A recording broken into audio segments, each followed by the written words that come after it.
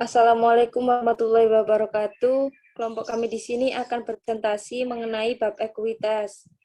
Yang pertama, perkenalkan, nama saya Dewi Ruta Mumtaz dengan NIM 2302053. Ada teman saya masih Tasuni 2302024, Fajriatus Safir dengan 2302005, Nur Aziza 180302062, Anggraini Eka Cipta 180302024. Next. Apa ekuitas? Ekuitas adalah salah satu elemen laporan keuangan yang terdapat pada laporan posisi keuangan raja. Ekuitas merupakan hak sisa atas aset setelah dikurangi seluruh kewajiban. Next.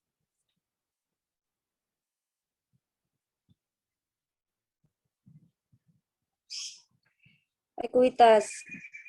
Ekuitas itu ada, yaitu yang pertama bentuk organisasi perusahaan, yang kedua ada ekuitas, yang ketiga ada saham preferensi, yang keempat kebijakan dividen, dan yang kelima adalah presentasi dan analisis.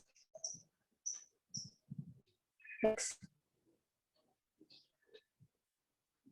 Yang pertama, bentuk organisasi. Bentuk organisasi perusahaan ada 3. Yang pertama ada milik perorangan, persekutuan, dan korporasi.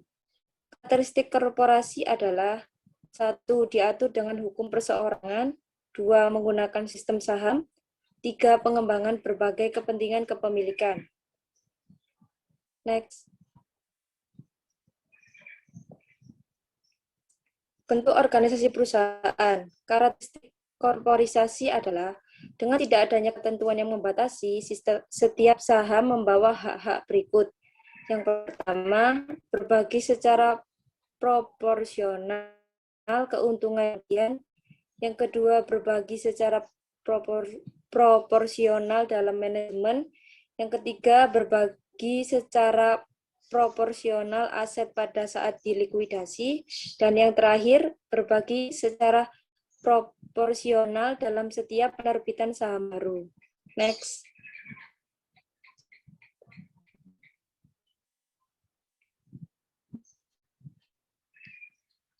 Berbagai macam kepemilikan. Pemegang saham biasa ada 3. Yang pertama, menanggung resiko kerugian. Yang kedua, menerima keuntungan. Dan yang ketiga, tidak ada jaminan, menerima dividen atau aset pada saat dibubarkan. Saham preferensi adalah saham dengan berbagai keistimewaan atau preferensi khusus.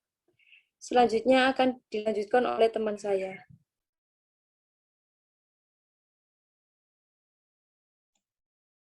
Yang kedua, ekuitas. Ekuitas itu saham biasa atau account dan saham utama. Untuk saham biasa dan saham utama itu ada kontribusi modal dan berbagi premi. Kontribusi modal, 2 sumber utama ekuitas, itu ada pendapatan yang disimpan, dan aset dikurangi kewajiban sama dengan ekuitas. Untuk ekuitas, penerbitan saham. Otoritas saham dikurangi penjualan, dikurangi penerbitan saham. Permasalahan akuntansi itu ada 1, saham dengan nilai nominal. Yang kedua, saham tanpa nilai nominal. Yang ketiga, saham yang diterbitkan dalam kombinasi dengan surat berharga lainnya. Yang keempat, saham yang diterbitkan dalam transaksi non-tunai. Yang kelima, biaya penerbitan saham. Saham tanpa nominal, alasan penerbitannya yaitu menghindari kewajiban kontingensi dan menghindari kebingungan pencatatan nilai nominal atau nilai wajar. Adapun ilustrasinya, perusahaan elektronik video diatur dengan 10.000 saham, biasa yang diotoritas tanpa nilai nominal. Jika elektronik video mengeluarkan 500 saham dengan uang tunai uang tunai $10 per saham, itu membuat entry sebagai berikut. Kas debit 5.000, saham modal biasa, kredit 5.000. Ilustrasi selanjutnya yaitu beberapa negara mensyaratkan bahwa saham tanpa par memiliki nilai yang dinyatakan. Jika sebuah perusahaan menerbitkan 1.000 saham dengan nilai $5 pada $15 per saham, untuk uang tunai itu membuat entry berikut. Kas debit 15.000, saham modal biasa, kredit 5.000, saham premium biasa 10.000. Penerbitan saham dengan sekuritas lain ada dua metode, yaitu metode proporsional dan metode tambahan. Oke, selanjutnya dilanjutkan oleh teman saya. Untuk metode proporsional, ilustrasinya adalah perusahaan Rafonet menerbitkan 300 lembar saham dengan nilai nominal $10 saham biasa dan 100 lembar saham preferensi nilai nominal $10 saham nilai nominal $50 dengan jumlah keseluruhan $13.500. Saham biasa memiliki nilai pasar $20 per saham dan saham preferen memiliki nilai pasar $90 per saham. Untuk saham biasa 300 dikali $20 hasilnya 6.000, 40%. Untuk saham preferensi 100 dikali $90 hasilnya 9.000, 60%. Fair marketing value $15.000, 100%. Harga penerbitan alokasi biasa $13.500. Untuk harga penerbitan preferensi $13.500. Alokasi biasa 40%, untuk alokasi preferensi 60%. Totalnya untuk alokasi biasa $5.400, total alokasi preferensi $8.100. Lanjut. Jurnal proporsional, kas $13.500, saham preferensi 100 dikali $50 hasilnya 5.000, saham premium preferensi 3.100, saham biasa 300 dikali $10 3.000, saham premium biasa 2.400. Lanjut.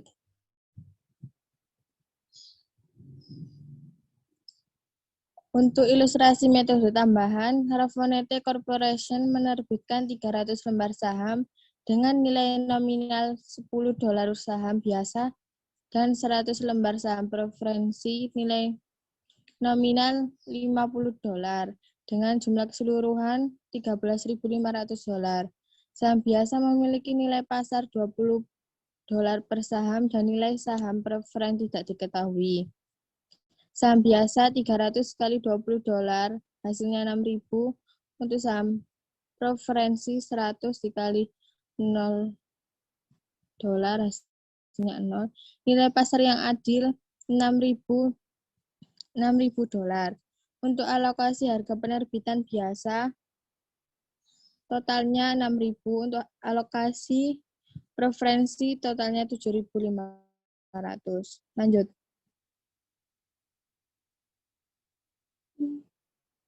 Rafonet untuk jurnalnya, kas $13.500, saham preferensi 100 dikali $50 hasilnya 5.000, saham premium preferensi hasilnya 2.500, saham biasa 300 dikali $10 hasilnya 3.000, saham premium biasa 3.000. Lanjut.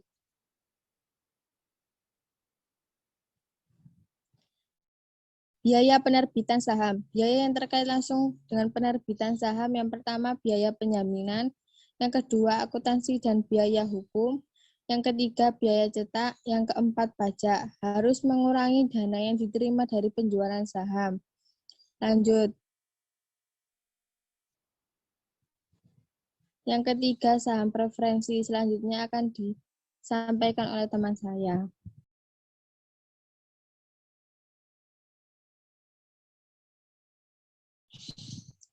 Saham preferensi.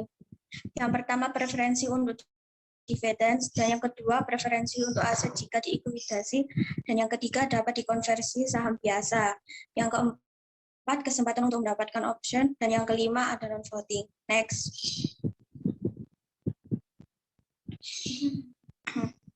Saham preferensi.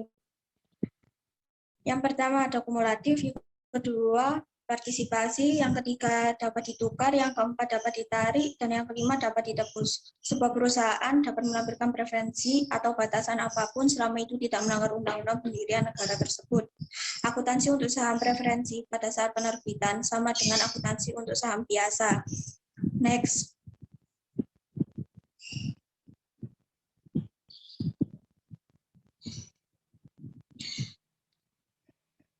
Ilustrasi. Perusahaan Bishop menerbitkan 10.000 lembar $10.000 per nilai saham preference sehingga $12 tunai per saham. Bishop mencatat penerbitan sebagai berikut.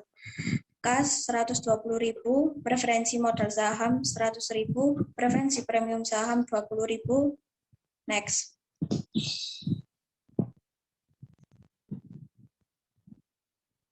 Yang keempat, kebijakan dividen.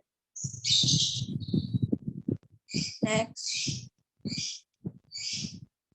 Jenis-jenis dividen.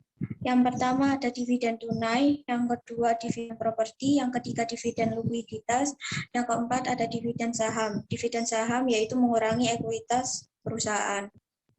Next. Dan selanjutnya akan dilanjutkan oleh teman saya.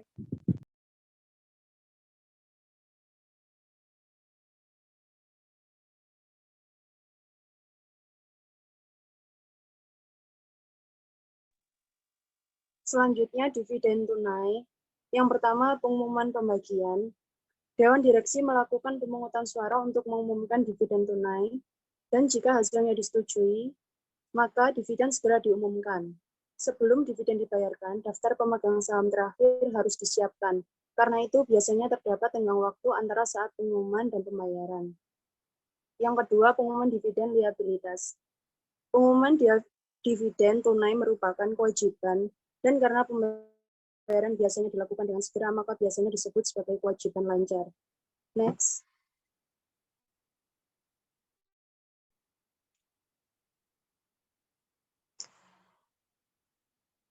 Sebagai contoh, perusahaan Roadway Freight pada 10 Juni mengumumkan pembagian dividen tunai sebesar 50 sen per saham pada 1,8 juta saham dibayarkan 16 Juli kepada pemegang saham yang tercatat tanggal 24 Juni. Jurnalnya, tanggal deklarasi 10 Juni, laba ditahan 900.000 pada hutang dividen 900.000. Tanggal pengumuman 24 Juni tidak ada jurnal. Tanggal pembayaran 16 Juli, hutang dividen pada kas sebesar 900.000. Next.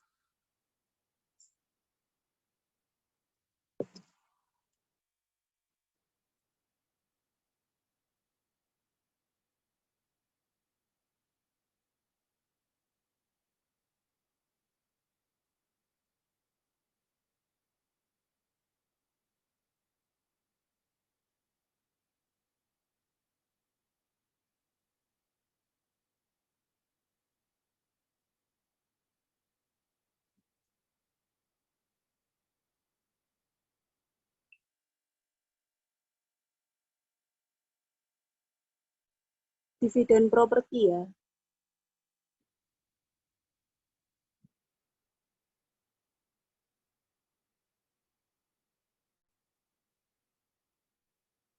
Dividen properti. Dividen properti dapat berupa barang dagang, real estate, atau investasi atau bentuk lainnya yang dirancang oleh Dewan Direksi.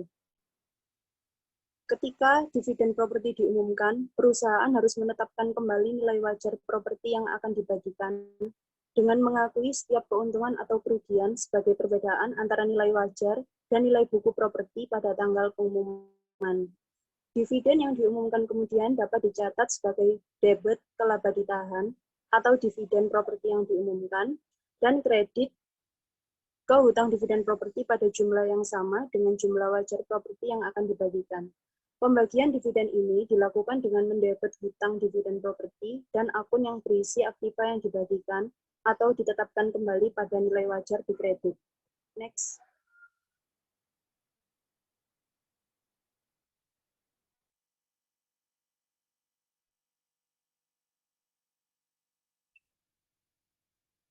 Sebagai contoh, Trendler membagi kepada pemegang saham berupa investasi sekuritas seharga Rp1.250.000 dengan mengumumkan dividen properti pada 28 Desember 2010 yang akan dibagikan pada 30 Januari 2011 untuk pemegang saham yang tercatat pada tanggal 15 Januari 2011.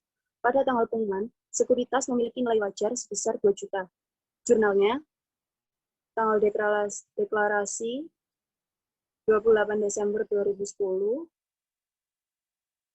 investasi saham 750.000 pada keuntungan atas apresiasi sekuritas sebesar 750.000, laba ditahan pada hutang dividen properti sebesar 2 juta. Pada tanggal pengumuman 30 Januari, hutang dividen propertinya 2 juta, investasi sahamnya 2 juta. Next.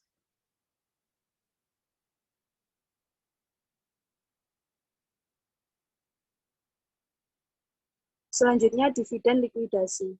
Beberapa perusahaan menggunakan modal disetor sebagai dasar untuk membayar dividen. Tanpa pengungkapan yang memadai tentang fakta ini, pemegang saham mungkin secara salah menganggap bahwa perusahaan beroperasi dengan menguntungkan. Bentuk penipuan ini, baik disengaja maupun tidak, dapat dihindari dengan mensyaratkan laporan yang jelas tentang sumber setiap dividen yang menyertai cek dividen. Next.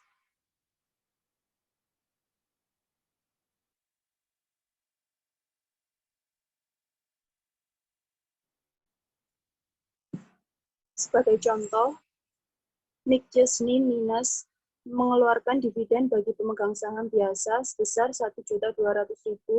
Dividen tunai diumumkan dengan catatan bahwa Rp900.000 merupakan dividen tunai dan sisa pengembalian modal. McChesney Minus mencatat dividen sebagai berikut: tanggal deklarasi, laba ditahan pada premi saham biasa, laba ditahan 900.000 pada premi saham 300.000 pada hutang dividen 1.200.000. Next.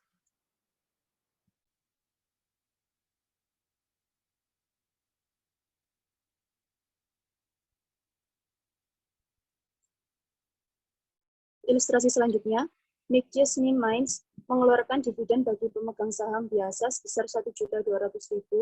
Dividen tunai diumumkan dengan catatan bahwa 900.000 merupakan dividen tunai dan sisa pengembalian modal.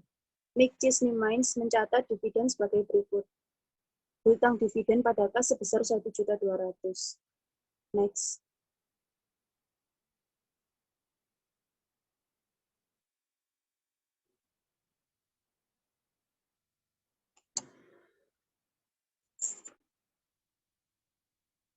Dividen saham. Penerbitan saham sendiri kepada pemegang saham secara proporsional. Jika manajemen ingin mengkapitalisasi sebagian dari laba, misalnya reklasifikasi jumlah yang dihasilkan ke modal kontribusi, dan dengan demikian menahan laba dalam perusahaan atas dasar permanen, maka perusahaan dapat menerbitkan dividen saham. Dalam kasus ini, tidak ada aktiva yang dibagikan, dan setiap pemegang saham memiliki bagian kepemilikan yang sama atas perusahaan dan total nilai buku yang sama setelah dividen saham diterbitkan. Tentu saja nilai buku per saham akan menjadi lebih rendah karena jumlah saham dari setiap pemegang saham bertambah. Yang kedua, bila dividen saham kurang dari 20-25% dari saham biasa yang beredar, transfer perusahaan nilai pasar wajar dari saldo laba atau dividen saham kecil. Jika dividen saham kecil lebih dari 20-25% saham biasa yang beredar pada saat pengumuman dividen, maka Profesi akuntansi mensyaratkan bahwa nilai pasar wajar saham yang diterbitkan harus ditransfer dari laba ditahan. Dividen saham yang lebih kecil dari 20–25% seringkali disebut sebagai dividen saham kecil atau biasa. Next. Selanjutnya dijelaskan oleh rekan saya.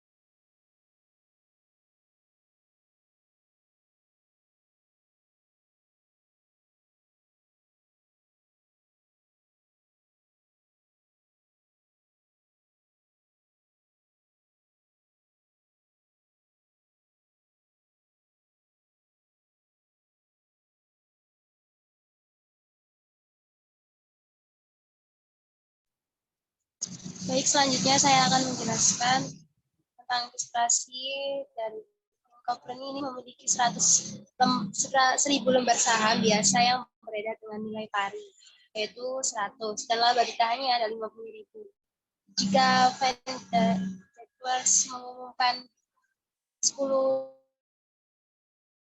maka akan ada tambahan 100 saham kepada pemegang saham tersebut.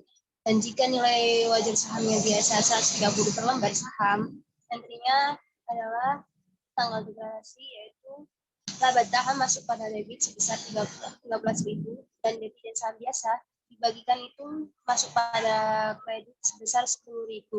Premi saham biasa juga masuk pada kredit sebesar 300.000. Next.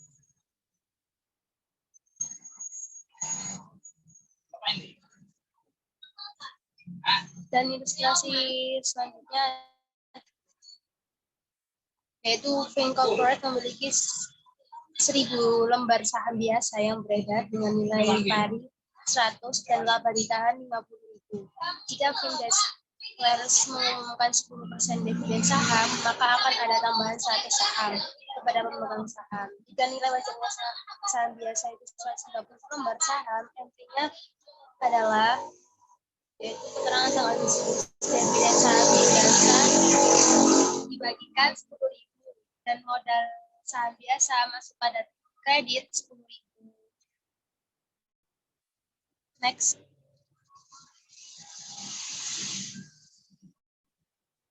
Dalam kebijakan dividen ada pemecahan sahamnya, yaitu meningkatkan nilai pasar saham, dan yang kedua tidak perlu mencatatkan, dan yang terakhir dapat menurunkan nilai nominal. Next. Selanjutnya tentang presentasi dan analisis. Next. Dalam ekuitas presentasi di periode Desember 31 2011 ini, referensi modal saham yaitu nilai nominalnya 100, kumulatifnya 7%. 100.000 saham resmi ini dan 30.000 saham ditempatkan dan beredar modal saham biasa tanpa nilai nominal, nilai yang dinyatakan 100 per saham biasa tanpa nilai nominal, dan nilai yang dinyatakan 10.000 per saham. Itu ada 500.000 saham disahkan dan 400.000 diterbitkan dan masuk pada debit sebesar 3 juta dan yang masuk pada kredit sebesar 4 juta. Maka dividen saham biasa diberikan masuk pada kredit sebesar 2 juta. 200.000. Totalnya adalah 7.200.000. Dan selanjutnya ada bagikan preferensi premium itu masuk pada debit sebesar 150.000 dan bagikan premium biasa itu masih sebesar 540.000. Totalnya ada 990.000 dan jumlah dari atasnya dan jumlah dari yang tadi itu sebesar jumlah dari preferensi modal dan jumlah dari bagikan preferensi premium dan bagikan biasa totalnya ada 4.360.000. Dan selanjutnya saham treasury yaitu 200 saham biasa sebesar 190.000 kredit dan akumulasi rugi komprehensif lainnya yaitu sebesar 360.000 dan total semua dari jumlah tersebut yaitu 12 juta. Next. Bisa di next. Oke, dan selanjutnya ilustrasi lagi dari debt business memiliki laba bersih sebesar 360.000. Membayar debit dan preferensi sebesar 54.000 dan rata-rata ekuitas pemegang saham biasa sebesar 2.550.000. Maka rumusnya tingkat pengembalian ekuitas saham biasa adalah laba bersih dikurangi dividen preferensi dibagi dengan rata-rata pemegang saham biasa, yaitu totalnya laba bersih 360.000 dan dalam dividen berpreferensi itu 54.000 dibagi dengan rata-rata pemegang saham sebesar 2.550.000, maka totalnya 12%. Rasio ini menunjukkan berapa dolar dari laba bersih yang diperoleh perusahaan untuk setiap dolar yang diinvestasikan oleh pemilik tersebut. Next. Oke, sekian presentasi dari kami.